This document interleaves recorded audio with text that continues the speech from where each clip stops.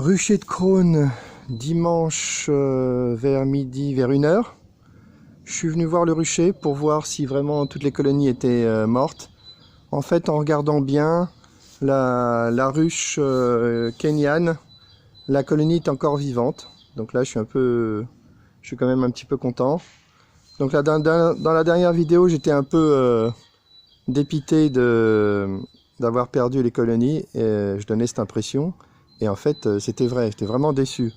J'étais surtout déçu pour ces deux colonies là. Ces deux ruches étaient vraiment très fortes. Elles étaient magnifiques. Donc là, je comprends vraiment pas ce qui s'est passé. Après réflexion, le plus vraisemblable, ça serait que j'ai eu la main trop lourde avec l'acide formique. Franchement, je vois rien d'autre. Donc en plus, hein, ces ruches sont encore maintenant remplies de miel, remplies à craquer. Donc alors j'ai quand même eu une idée, c'est que j'ai pris un rayon. J'ai pris un rayon de miel d'une des ruches, la première là, et je l'ai mis au-dessus ici.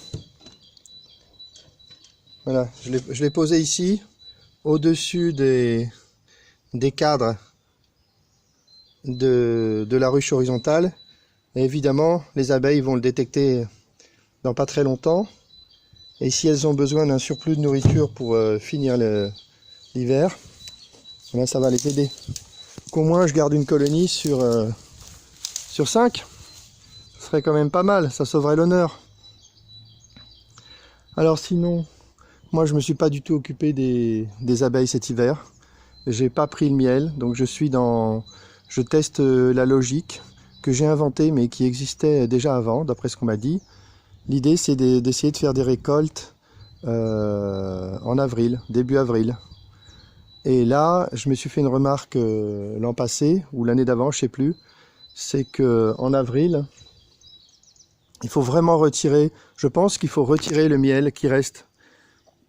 Quand on a laissé des rayons de miel pendant l'hiver, je pense que c'est positif pour les abeilles de retirer ces rayons, parce que sinon elles ont du mal à démarrer la saison. Elles ont tendance à rester un peu en inertie, elles ont encore du miel et elles décollent pas. Donc ce que je vais faire, surtout à Montgeron, parce qu'à Montgeron les colonies ont bien survécu, heureusement. Ici il y avait 5 colonies, à Montgeron il y en a avoir 10 ou 12, donc c'est un peu plus. Donc je retirerai les rayons, je ferai une récolte. Mais là j'ai pensé à un truc qu'il faudra que je vérifie, c'est que j'avais lu que l'acide formique n'était pas un problème pour la consommation. C'est-à-dire qu'on a le droit de consommer et de vendre surtout du miel qui est en ayant utilisé l'acide formique. Sauf une abeille qui rentre ici là. Une abeille qui traîne ici. Oh oh! Si je trouvais des abeilles, soit c'est une abeille qui récupère du miel, ce qui serait très malin.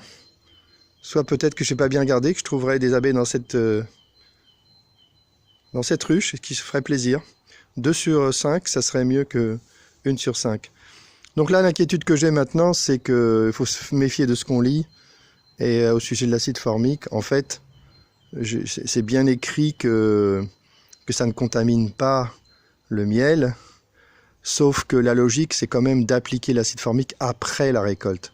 Donc aller jusqu'à faire un traitement et ensuite, plusieurs mois après, récolter le miel, je ne sais pas quelle quantité d'acide formique il restera dans le miel. Bon, pas d'inquiétude, ça ne sera jamais au point de devenir un poison, ça c'est impossible. Mais bon, pour le principe, il faudrait que je réussisse à avoir l'information. À la limite, si je suis courageux, et si je veux dépenser un petit peu de sous, je pourrais prendre un pot de miel et l'envoyer pour analyse, pour demander. Ça serait bien, franchement, il faudrait que je le fasse. Ça va coûter 50 balles, je pense. Mais ça serait bien d'avoir cette info. Est-ce qu'on peut faire un traitement à l'acide formique dans une ruche, même sur les rayons de miel, sans contaminer le miel? C'est une bonne question. Si quelqu'un a la réponse, ça m'intéresse. Voilà une deuxième abeille qui arrive dans la ruche. Alors, on ne sait jamais, il y a peut-être des abeilles dans cette ruche, hein, après tout. Ok, donc voilà pour ça. Il y a encore une abeille qui rentre dans cette ruche-là. Je pense qu'il y a des abeilles qui font un peu de récup. Ben, c'est bien. C'est ce qu'il faut faire.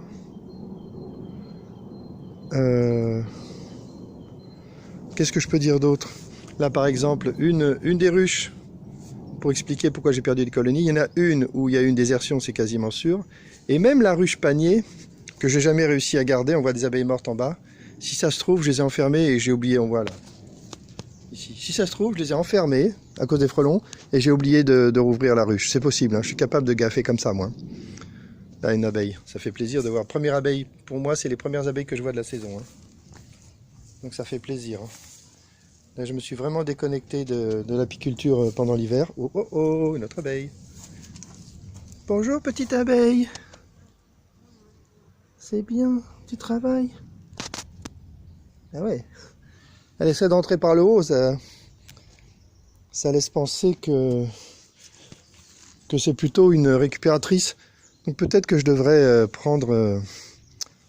je vais ouvrir une des ruches pour qu'elle soit accessible et qu'elle puisse faire de la récupération plus facilement. Ça pourrait aider les abeilles du secteur à finir l'hiver, c'est pas con.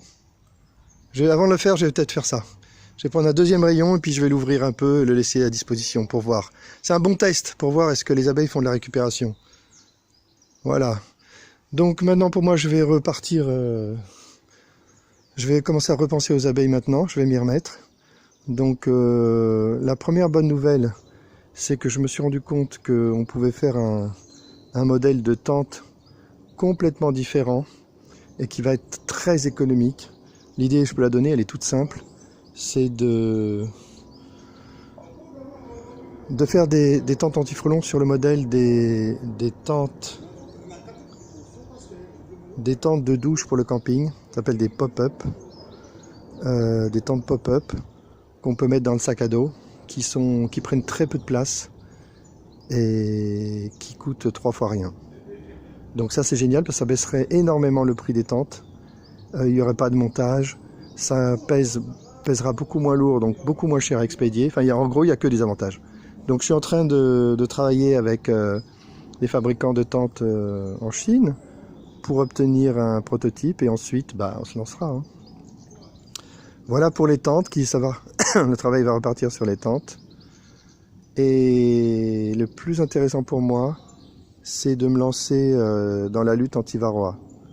Donc j'ai fait mes recherches, j'ai amélioré, j'ai apporté des idées nouvelles par rapport à ce qui se fait.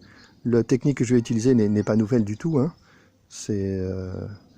C'est basé sur des travaux déjà connus et réutilisés, mais à mon avis, pas de façon efficace. La preuve étant que quasiment personne n'utilise ces techniques.